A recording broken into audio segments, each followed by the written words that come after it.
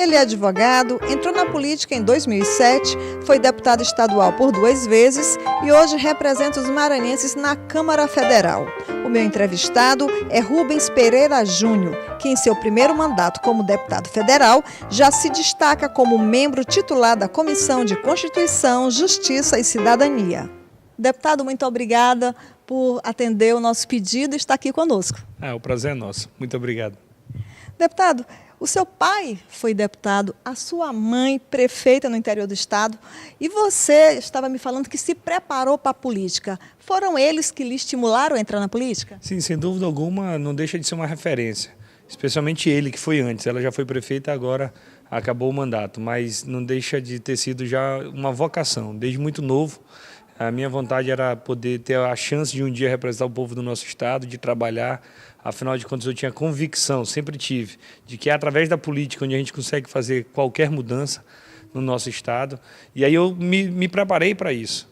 Então, a minha graduação, por exemplo, eu formei em Direito na UFMA, já foi pensando que era o que mais me ajudaria no mandato parlamentar, minha pós-graduação, me elegi agora deputado federal, já estou no mestrado em Direito Constitucional, tudo para poder casar o direito com a política, que são as minhas duas grandes paixões.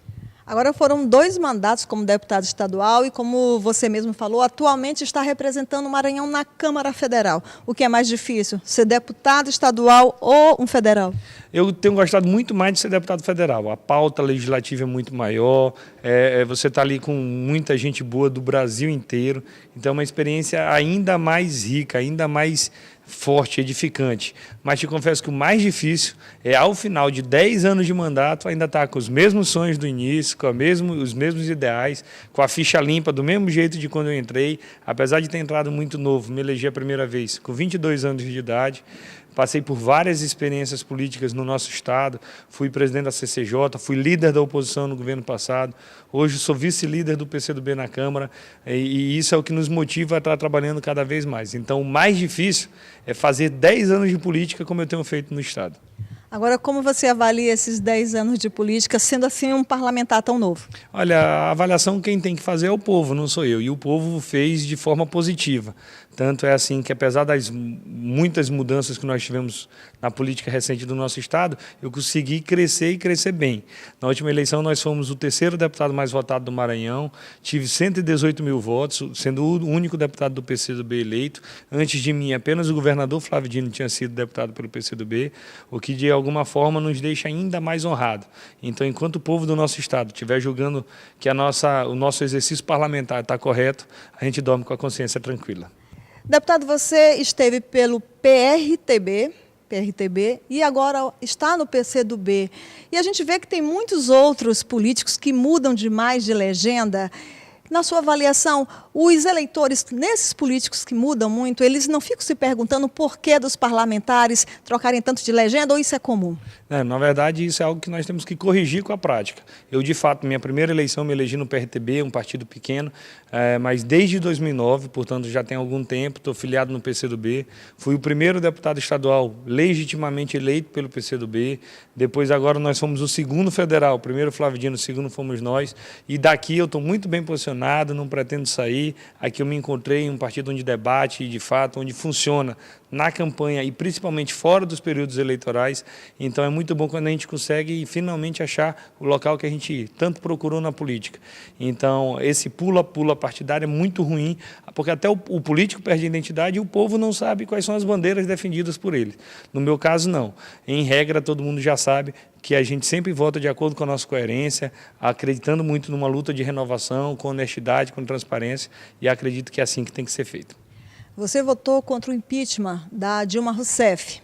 E hoje você vem acompanhando a administração feita pelo Michel Temer. Fazendo uma avaliação dos dois, o que você acha que está faltando ou o que não deveria ter sido feito até agora? A votação do impeachment, eu fiz um voto extremamente jurídico, onde todo mundo esperava que nós dessemos um voto político. Mas, juridicamente, o governo da Dilma tinha vários problemas, crise de legitimidade, estava com baixa aprovação popular, mas crime de responsabilidade a presidente de Dilma não cometeu. Ela podia estar fazendo um governo ruim, por exemplo, mas não era um governo que tenha cometido um crime de responsabilidade tecnicamente.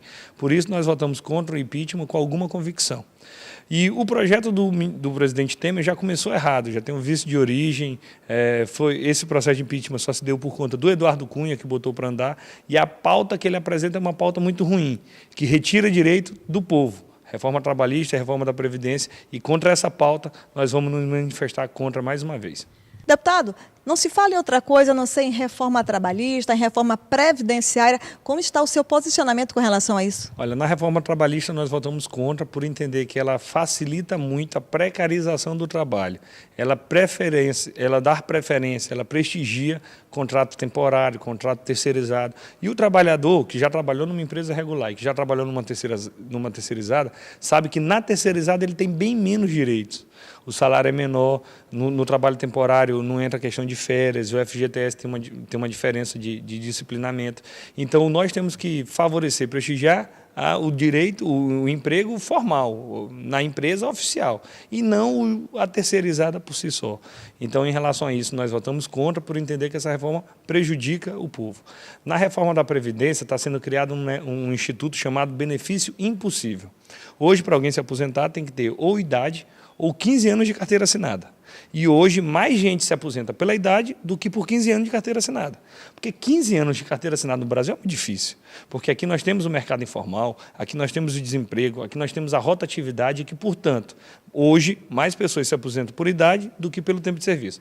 O que é que o governo Temer faz? Aumenta de 15 para 25 anos. Na prática, 25 anos de carteira assinada é praticamente impossível nas condições do mercado de trabalho que nós temos hoje. E isso vai prejudicar o povo do nosso estado. Quem tem uma boa renda, quem tem mais condições, vai ter uma previdência complementar, não terá prejuízo nenhuma. Mas para o cidadão trabalhador, essa reforma da Previdência é muito ruim. Você vem sendo cobrado dos seus eleitores, das suas bases, para se posicionar com relação a essas reformas? O tempo todo. Eu já cheguei num povoado da cidade de Parnarama, lá no leste do Maranhão.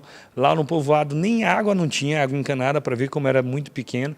E um grupo de senhoras chegou para mim, bem ao modo popular, e disse: mas, deputado, estão querendo mexer no meu aposento. Então ela não sabe o que é a reforma da Previdência, ela não tem noção do que está sendo votado, mas ela sabe que estão mexendo com os direitos dela.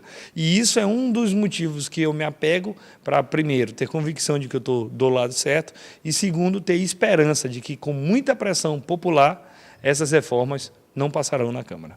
Agora, Rubens, no seu primeiro mandato como deputado federal, você já vem se destacando, inclusive foi aclamado como coordenador da bancada federal do Maranhão. Você encara isso com uma grande responsabilidade ou isso aí também tem seus desafios? Não, enormes desafios. Na verdade, tudo foi muito cedo para mim. Me elegi a primeira vez com 22 anos, com 24 anos fui presidente da CCJ, da Assembleia Legislativa do Maranhão, o mais jovem da história. Com 27, 28 anos eu era o líder da oposição no Maranhão, o mais jovem da história, e agora deputado federal, sendo coordenador da bancada. A responsabilidade é imensa, porque a bancada do Maranhão é uma bancada muito plural. Nós temos ex-governadores, nós temos deputados que foram presidentes da FAMEM, que foram secretários de Estado, deputados estaduais, reitor da UEMA. Então é uma bancada muito plural. E a gente ser escolhido para conduzir esse trabalho é algo gratificante. A gente tem uma máxima na bancada. A gente deixa de lado toda a briga nossa, partidária, política, quando está em jogo os interesses do Maranhão. Então, a nossa disputa que a gente tem aqui o tempo todo, lá em Brasília a gente abre mão delas em benefício do Estado do Maranhão. Essa era a minha próxima pergunta. Quer dizer, então, que as brigas políticas partidárias, elas ficam de lado porque senão acabam atrapalhando os interesses do Estado? O povo já não tem mais paciência para a gente estar falando de partido, para estar falando de política o tempo todo. O que o povo quer é que resolva os problemas. Então, agora, por exemplo, nós tivemos um problema com o repasse da educação. Ia ter um corte de 224 milhões para a educação do Maranhão. Toda a bancada marchou unida em defesa do Estado. E nós vencemos. Então, nós tiramos isso como máxima. Todas as vezes que mexerem com algum direito do povo maranhense, que o Maranhão for prejudicado de alguma forma, nós estaremos, em primeiro lugar, unidos, e a consequência disso, certamente, é a vitória. Agora, teve também alguma coisa com relação à saúde. Houve também um corte na saúde, nas verbas que são enviadas para o Maranhão. O que vocês estão fazendo? Foram 7,5 milhões cortados. A cidade que ia ser mais atingida era a cidade de Imperatriz, mas pegava também Amarante, São José de Ribamar e um pouco o governo do estado. E o nosso papel, em primeiro lugar, é fazer essa interlocução. Então nós conversamos com o governo do estado, nós conversamos com os prefeitos envolvidos, conversamos com o ministro, tanto o ministro da Saúde quanto o ministro de governo, para garantir que nenhum prejuízo dado seria... nós não teríamos nenhum prejuízo no estado do Maranhão. Então isso nós já conseguimos reverter, as prefeituras envolvidas sanaram as dúvidas que tinham e o recurso está garantido para voltar ao povo do Maranhão, da onde nunca deveria ter saído. E quando é que esses recursos estarão de volta? Já estão disponíveis, basta que cada município apresente devidamente as suas regularidades formais. Agora é uma parte que cabe muito mais às prefeituras municipais do que à bancada, mas nós tiramos como método. Bancada unida, a vitória certamente vem. Deputado, você falou em uma entrevista que a participação das mulheres ainda é muito pouco na política. Então, o que os partidos estão fazendo para atraí-las? Olha, isso é uma correção de um erro histórico. A política tem vários problemas. Ter poucas mulheres é um dos problemas. Ter poucos jovens, ter pouco negro, ter um peso muito maior do dinheiro. Em regra, quem tem estruturas econômicas se elege, quem não tem mal disputa. Então, isso tudo tem que ser corrigido. Essa é a pauta da Comissão da Reforma Política. Hoje nós temos no Congresso Nacional algo em torno de 10% apenas de mulheres, enquanto que na população vocês são os 52%. Então está errado quando a mulher está subrepresentada. Então o que nós temos que mudar? A forma de se fazer política. E tem vários caminhos. É o que está sendo discutido agora na Câmara. Dois assuntos especiais. Um, sistema eleitoral. Como deve ser o voto. Vota numa pessoa, vota num partido, vota direto, é no estado todo, é num distrito. E a segunda grande discussão é quem paga essa conta. Qual é o financiamento de campanha ideal? Até então vigorava o financiamento empresarial. Mas empresa não faz doação, empresa faz investimento. Então ela dá um dinheiro e depois quer receber de volta. E aí é a mãe de toda a corrupção que nós estamos vendo, parte da corrupção instalada no nosso país. Então esses pontos, participação feminina, ampliar a democracia direta, é o ponto que está sendo debatido constantemente na Câmara dos Deputados. Agora, como é que um candidato pode sair candidato a deputado estadual, por exemplo, se ele não tem dinheiro? Esse é um problema. Aí, às vezes, ele é trabalhador, ele é honesto, ele é preparado, mas as condições não permitem. E esse era um dos problemas do financiamento empresarial. Na democracia, vale a seguinte máxima: um homem, um voto. One man, one vote. E, infelizmente, com o financiamento empresarial, isso mudou, porque era uma empresa, milhares de votos. Então, quem não tinha essa influência, não tinha chance nenhuma. E a base da democracia é a isonomia, a igualdade de oportunidades, a igualdade de disputa. Então, uma saída para isso é limitar os gastos de campanha. É um absurdo que uma campanha no Maranhão de um deputado custe R$500 mil, R$1 milhão, como foi o que aconteceu até 2014. E isso, um cidadão, um jornalista, um professor, praticamente não tem condições de disputar. Então, limitar os valores do gasto, tirar a empresa, dividir melhor o tempo, são mecanismos que vêm certamente para melhorar a forma de se disputar a eleição no nosso país. Deputado, o DENIT já garantiu que a partir do dia 15 de maio retoma as obras de duplicação da BR-135.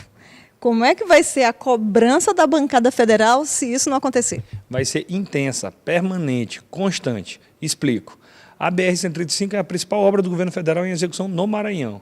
Isso mostra quanto a gente é pobre até no pedido. A gente está pedindo para duplicar o Campo de Perizes, são 17 quilômetros, até Bacabeira, salvo engano, dá 31, que é o trecho 1. Enquanto isso, outras capitais no Nordeste já estão duplicadas de uma capital a outra, ou da capital para a segunda maior cidade do estado. Qual é o nosso encaminhamento? Nós fomos no ministro, não há nenhum débito da empresa, ela está recebida em dia, não tem nenhum problema orçamentário ou financeiro. A bancada do Maranhão garantiu com uma emenda impositiva o recurso para fazer o trecho 1, que vai até Bacabeira, e o trecho 2 e 3, que vai até a cidade de Miranda. Então, isso, a parte do orçamento, já está garantido.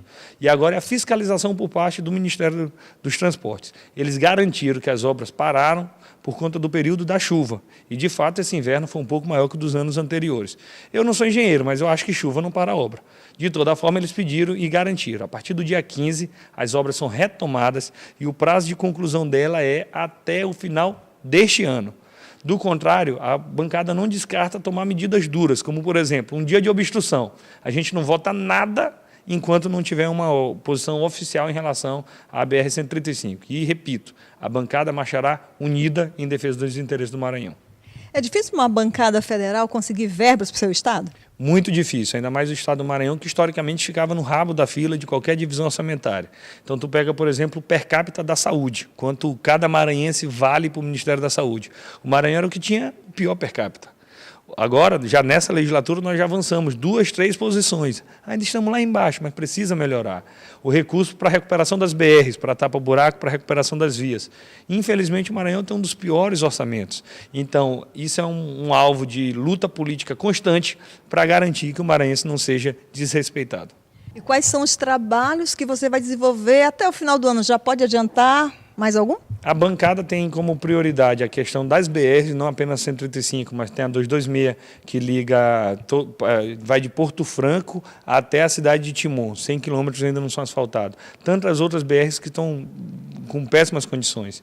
Temos aí as questões dos aeroportos regionais, dos institutos federais do Maranhão, a questão do Sara Kubitschek, a questão do per capita da saúde, a questão das nossas polícias rodoviárias federais. Então, a pauta da bancada é muito longa. A nossa, na Câmara, especialmente na CCJ, é uma pauta absolutamente imprevisível. Semana passada eu estava estudando reforma política. Essa semana eu já estou estudando reforma da Previdência. Próxima semana já vai vir a Previdência do Trabalhador Rural. Então, toda semana, a Câmara dos Deputados exige que nós nos concentremos em um assunto específico. De tédio, ninguém morre na Câmara e tem muita coisa para fazer para quem quer trabalhar sério. Qual é o estilo do Rubens Pereira Júnior? Olha, tem 2 tipos de deputado. Tem deputado que é especialista em um tema, que gosta de falar de um assunto e só fala a mesma tecla o tempo todo. Por exemplo, é o deputado da educação, é o deputado da saúde. O meu estilo, eu diria que é mais um estilo generalista. Termina que eu, pelas minhas posições, já fui líder da oposição, hoje sou coordenador da bancada, a gente tem que falar de absolutamente todos os assuntos.